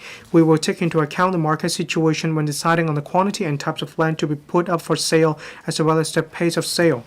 We will make available land for the production of no less than 80,000 private housing units in the coming 5 years. Such land will be put to the market in a timely manner. Among them, about 60% comes from new development areas, NDA, new town extensions, with another 40% from government land sale and railway property development projects in other districts. Housing supply. On public housing supply, the government has identified sufficient land for meeting the supply target of 308,000 public housing units over the next 10 years, from 2024 to 25 to 2033 to 24, among which, as at the end of last year, construction of about 105,000 units under the Hong Kong Housing Authority has commenced with satisfactory progress. In view of the fact that the cash allowance trial scheme is due to expire by mid-2024, the government has decided to extend the scheme for 1 year until June 2025 to help grassroots families on the waiting list for public rental housing. The scheme will be subject to further review in due course. On private housing supply, we estimate that the completion of private residential units will average over 90,000 annually in the 5 years from 2024, representing an increase of about 15% over the annual average of the past 5 years. The potential supply of first-hand private residential units for the next 3 to 4 years will be around 109,000 units. Transport infrastructure. It is the government's vision to build a livable, competitive, and sustainable Hong Kong by adopting the planning principle of infrastructure-led and capacity creating. We are taking forward in an orderly manner the railway and major road projects set out in the Hong Kong Major Transport Infrastructure Development Blueprint to bolster connectivity between districts and unleash their development potential. At the same time, the government plans to put in place smart and green mass transit systems in East Kowloon, Kai Tak, and Hung Shui Kiu, Ha-Chun. We will invite within the year the relevant suppliers and operators to submit expressions of interest. To further promote the connectivity of infrastructure within the GBA, the government will continue to work with the Shenzhen authorities through the Task Force for Hong Kong-Shenzhen Cooperation on Cross-Boundary Railway Infrastructure. We will take forward 2 cross-boundary projects, namely the Hong Kong-Shenzhen Western Rail Link Hung Shui Kiu to Tianhai and the Northern Link Spur Line to jointly develop the concept of GBA on the rail. Meanwhile, to raise productivity of the construction industry, a cross-departmental steering committee under the Development Bureau will soon formulate various measures to enhance the application of modular integrated construction, MIC. We will strengthen the collaboration with the Guangdong provincial government to enhance the manufacturing, import-export facilitation, and exportability of MIC modules, with a view to developing MIC as one of the industries in the GBA that enjoy clear advantages.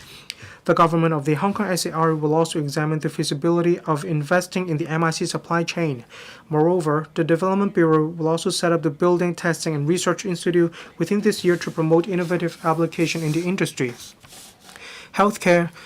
The government attaches great importance to the well-being of members of the public and is committed to maintaining Hong Kong's high-quality healthcare profession and a sufficient healthcare system. We devote significant resources to the healthcare portfolio.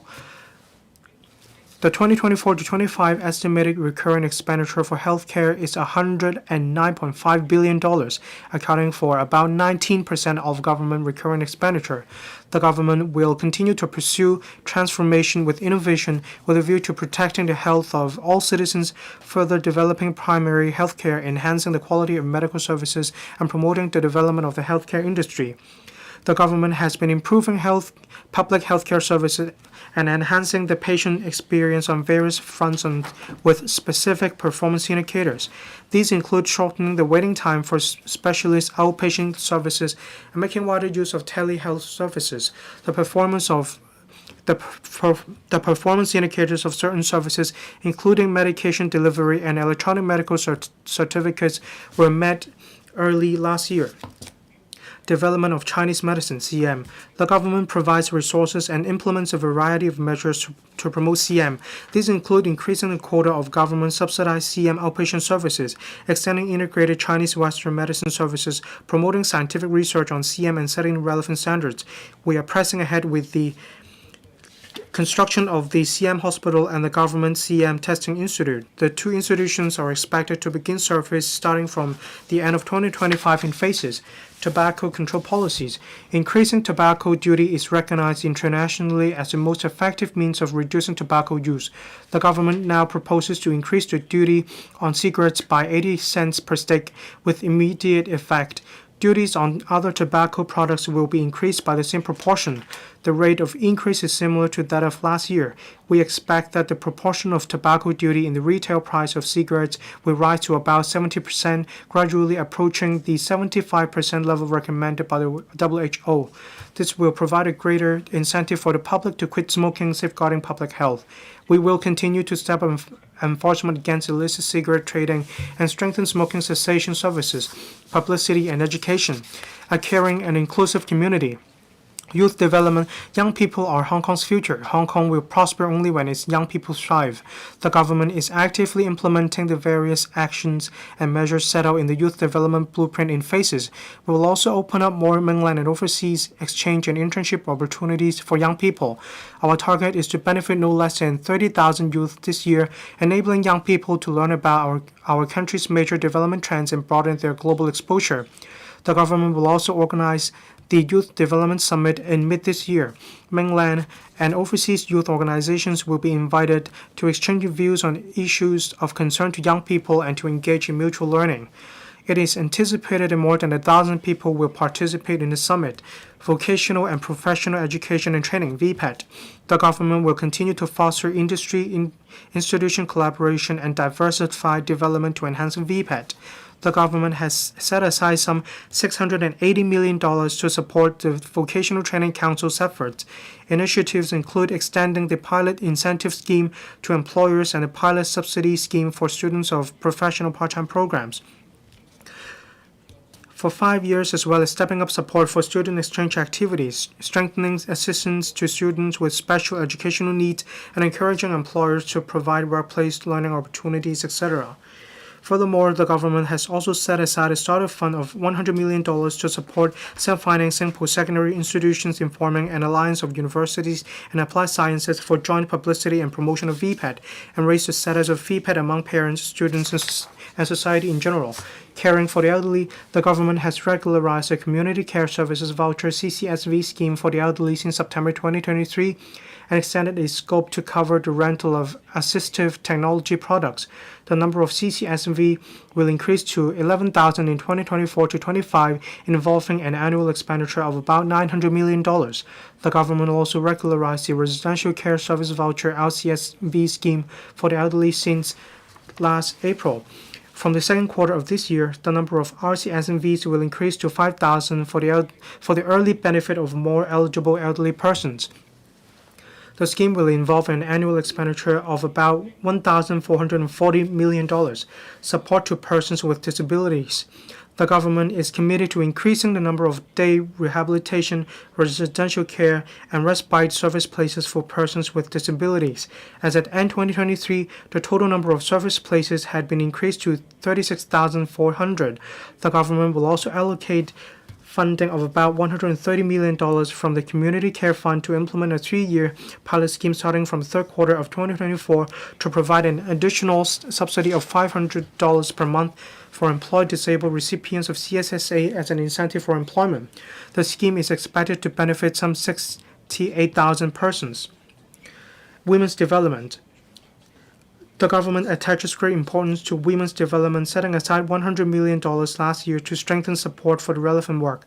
The Women Empowerment Fund WEF, established in June 2023, has so far provided funding support to women's organizations and NGOs for launching over 140 projects for purposes such as helping women assume different roles in the job market and providing them with training on child and elderly care, assist working families in childbearing. Starting this year, the government will set up 10 more aided standalone child care centers in phases.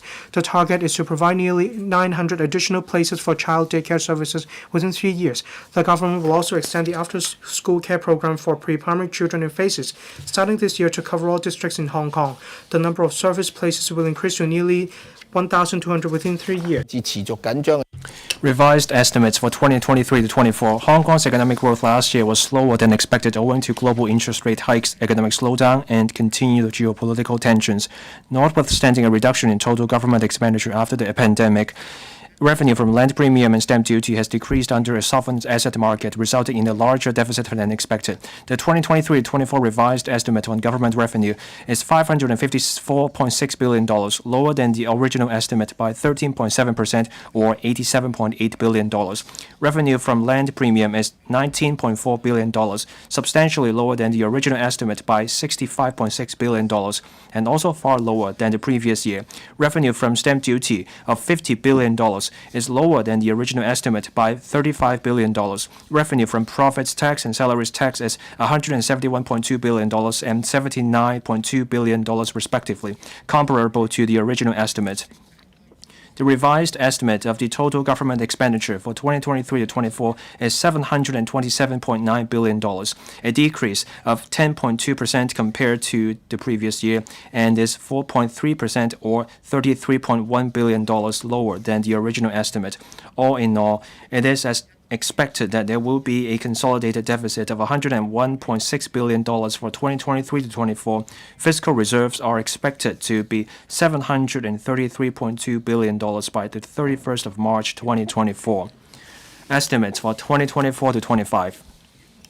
Looking ahead, the external environment will remain complicated in the coming year. As a small and externally oriented economy, Hong Kong's economic growth will inevitably be affected. Revenues related to asset market will still require some time to fully recover. On the expenditure side, the government will continue to provide resources for strengthening momentum on economic growth and enhancing public services. The major policy initiatives announced in the 2023 policy address involve revenue of about $14.2 billion, operating expenditure of $13.4 billion, and capital expenditure of $25.2 billion. The financial implications of such initiatives have been reflected in the estimate for 2024 to 25.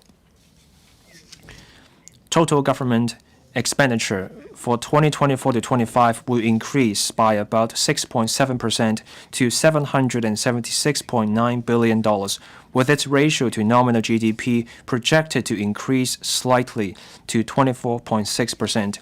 Recurrent expenditure will increase by 7% to $580.2 billion. Of this, substantial resources will still be allocated to livelihood-related policy areas, including health, social welfare, and education, involving a total of $343.7 billion, representing 59.3% of recurrent expenditure. After the pandemic, non-recurrent expenditure will substantially decrease by 47.7% to $33.6 billion. Total government revenue for 2024 to 25 is estimated to be $633 billion, while earnings and profits tax are estimated to be $279.6 billion, increasing by 6.8% over the revised estimate for 2023 to 24. Having regard to the land sale program and the land supply target of 2024 to 25, revenue from land premium is estimated to be $33 billion, increasing by 70.1% over the revised estimate for 2023 to 24. Revenue from stamp duty is estimated to be $71 billion, increasing by 42% over the revised estimate for 2023 to 24. Taking into account the bond issuance of $120 billion in 2024 to 25, it is expected that there will be a deficit of $48 billion for the year, and fiscal reserves will decrease to $685.1 billion. In 2024 to 25, the government will maintain its target of zero growth in the civil service establishment. Departments will enhance their effectiveness and efficiency through reprioritization, internal redeployment, and streamlining of work processes in taking forward different new policies and initiatives of the government. It is expected that there will be about 194,000 posts in the civil service establishment as at the end of March 2025. Medium-range forecast. We are determined and confident in overcoming challenges currently facing our public finances. The fundamental principle that we follow is to maintain the sustainability of public finances. We have formulated a fiscal consolidation program to achieve fiscal balance gradually and maintain fiscal reserves at a prudent level for ensuring the provision of various services to society and promotion of economic development, while also having sufficient buffer to roll out measures for rendering assistance to the public and enterprises at times of adversity or in other emergency situations. The medium-range forecast, or MRF, projects mainly from a macro perspective the revenue and expenditure as well as financial position of the government. It has fully reflected the impact of the measures under the fiscal consolidation program. For 2024 to 25, a real economic growth rate of 2.5 to 3.5% per annum is adopted. From 2025 to 26 to 2028 to 29, a real economic growth rate of about 3.2% per annum is adopted. During the above period, The average annual capital works expenditure will be about $90 billion, while recurrent government expenditure will grow at a rate of 4.2% per annum. The ratio of total government expenditure to GDP will gradually fall from about 24.6% for 2024 to 25 to about 20.6% for 2028 to 29. Regarding revenue from land premium, the forecast for 2025 to 26 and onwards is mainly based on the more conservative 20-year average ratio of revenue from land premium to GDP, which is 3.4% of GDP. I also assume that the growth rates of revenue from profits tax and other taxes will correspond to the economic growth rate in the next few years. Overall, the ratio of government revenue to GDP will gradually increase from about 20% for 2024 to 25 to about 22.6% for 2028 to 29. In addition, the MRF reflects the proceeds from the annual issuance of government green or sustainable bonds and infrastructure bonds worth approximately $95 billion to $135 billion in total. Based on the above assumptions and arrangements, the deficit in the operating account and capital account in the next 5 years will gradually reduce every year. The operating account is estimated to record a surplus 2 years later, from 2026 to 27 onwards, while the capital account will record surplus in 2028 to 29. After taking account of proceeds from the issuance of bonds, the consolidated account will only record a deficit in 2024 to 25 and will turn to a surplus in subsequent years.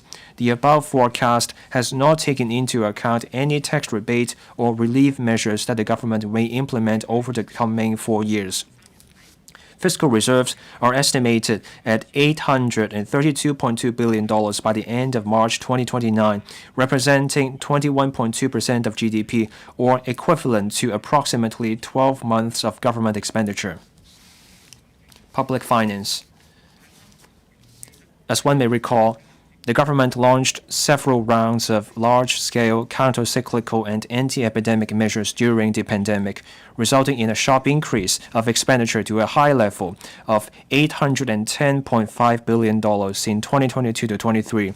Although we have strived to reduce expenditure as the pandemic subsided, total expenditure for 2023 to 24 still reached $727.9 billion, representing an increase of 36.9% compared with 2018 to 19, of which operating expenditure rose substantially by 40.2%, whereas operating revenue during the same period increased only by 13.1%. On capital works, the average annual expenditure has increased from about $76 billion over the past 5 years to about $85 billion in 2023 to 24. This is mainly due to the government's all-out effort to press ahead with the land and housing supply project, along with other infrastructure works, for improving the environment and people's livelihood in recent years. In face of challenges posed by the epidemic and external environment, our fiscal reserves have dropped to the current level of $733.2 billion. On government's fiscal situation, we should not just focus on the short-term situation, but should look at the fiscal position over the entire economic cycle. The government will uphold the principle of keeping the expenditure within the limits of revenues, as enshrined under Article 107 of the Basic Law, and strive to achieve fiscal balance and avoid deficit, thereby ensuring the resilience and sustainability of our public finances. We are taking steps to implement a comprehensive fiscal consolidation program. After taking account of the need to strengthen momentum on economic growth and the burden of businesses and the public, the program focuses mainly on expenditure cut with a view to restoring fiscal balance in a few years' time, although some revenue measures have been included in a pragmatic manner. We will address the issue at its root by exercising stronger control over the pace of expenditure growth through re-engineering of business processes or reprioritization.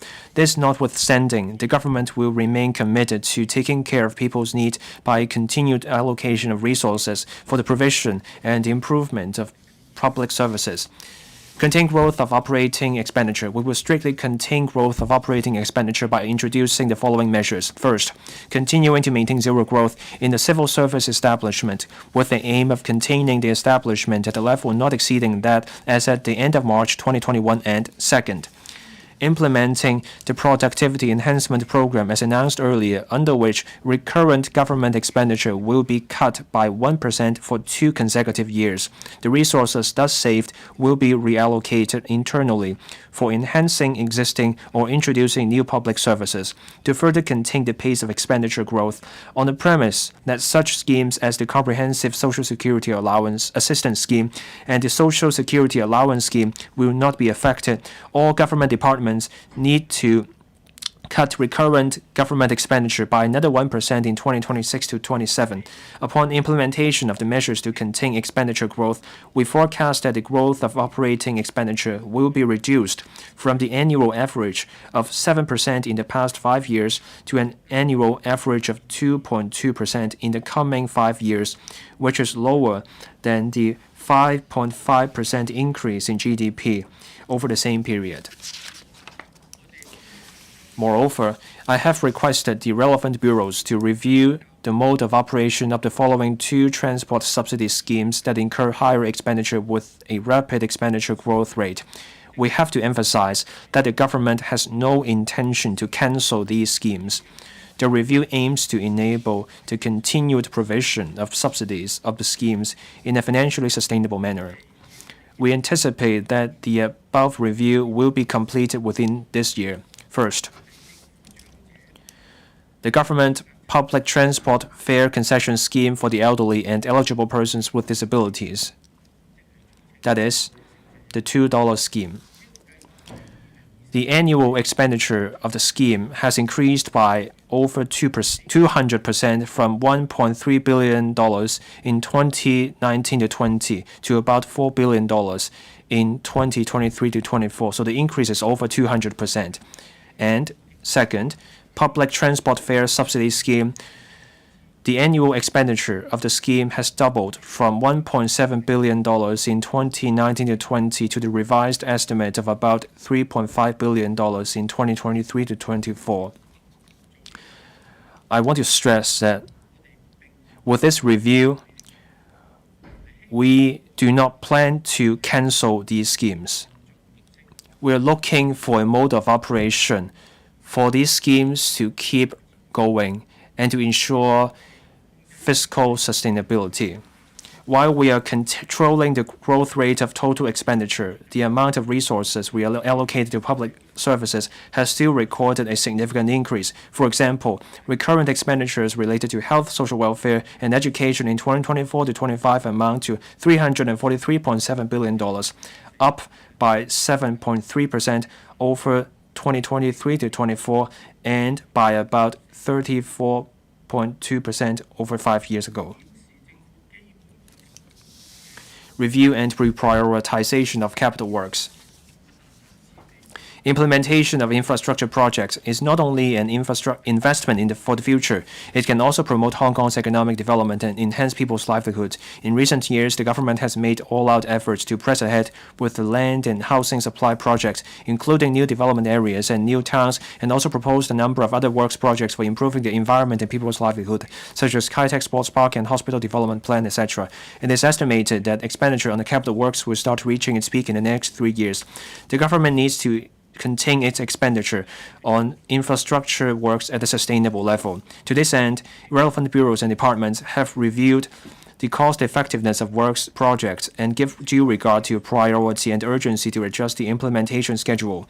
For some works projects which are at a comparatively mature stage of planning, they will continue to be taken forward by the relevant bureaus and departments as planned. They include the site formation and infrastructure works for the Northern Metropolis. As for some works projects that are currently at the preliminary planning or conceptual stage, the implementation schedule will be adjusted in light of their importance, etc. In the MRF, capital works expenditure could be contained at about $90 billion per annum on average. This figure still represents an increase of about 17% over the average annual expenditure of $76 billion in the last 5 years. which demonstrates the government's continued allocation of resources for capital works expenditure. Increased revenue. The key to boosting public revenue lies in sustained high-quality economic development. Only through growing the economic pie and enabling the economy to grow in a more robust and diversified manner can we increase our revenue to support the building of social infrastructure and people's livelihood. When considering measures for increasing revenue, we have to take Hong Kong's actual situation into account and avoid taking any hasty actions that may affect local economic recovery and people's livelihood, while at the same time maintaining the competitive edge of the simple and low tax regime. Having considered the above factors and based on the affordable users pay principle, we will implement adjustments to the following individual tax items. We propose to implement a two-tiered standard rate regime for salaries tax and tax under personal assessment starting from the year of assessment 2024-25. In calculating the amount of tax for taxpayers whose net income exceeds $5 million and whose salaries tax or tax under personal assessment is to be charged at the standard rate, the first $5 million of their net income will continue to be subject to the standard rate of 15%, while the portion of their net income exceeding $5 million will be subject to the standard rate of 16%. It is expected that about 12,000 taxpayers will be affected, accounting for 0.6% of the total number of taxpayers chargeable to salaries tax and tax under personal assessment. The government revenue will increase by about $910 million each year. Even with a two-tiered standard rate regime above in place, the new tax rate will still be lower than those of other advanced economies. The government will introduce legislative amendments in the first half of this year to implement the progressive rating system for domestic properties, with the aim to bring the system into effect from the fourth quarter of 2024 to 25 onwards. The new system will only affect domestic properties with rateable value over $550,000, which account for about 1.9% of the relevant properties. It is estimated that the system will contribute to an increase of about $840 million in government revenue annually. The government will review various fees and charges in a timely manner. Besides adhering to the user pays principle, the affordability of the general public and businesses will also be taken into account. Business registration fees will increase by $200 to $2,200 per annum with effect from the 1st of April 2024. The last adjustment to business registration fees was in 1994. We estimate that government revenue will increase by about $295 million per annum. To relieve the relevant impact, the business registration levy of $150 payable to the protection of wages on insolvency fund will be waived for 2 years. We propose to resume the collection of the hotel accommodation tax at a rate of 3%. It is anticipated that government revenue will increase by about $1.1 billion per annum. This will take effect from the 1st of January 2025 in order to allow the hotel and tourism industries more time for preparation. The HAT to be collected is estimated to only account for less than 1% of the total spending of overnight visitors in Hong Kong. In the coming year, the government plans to allocate over $1 billion for upgrading tourism infrastructure and services to attract more high-spending overnight visitors from different visitor source markets to Hong Kong. Developments in international taxation. We will continue to take forward the implementation of the global minimum tax proposal drawn up by the Organization for Economic Cooperation and Development to address base erosion and profit shifting. We aim to apply the global minimum tax rate of 15% on large multinational enterprise groups with an annual consolidated group revenue of at least €750 million and impose the Hong Kong minimum top-up tax starting from 2025.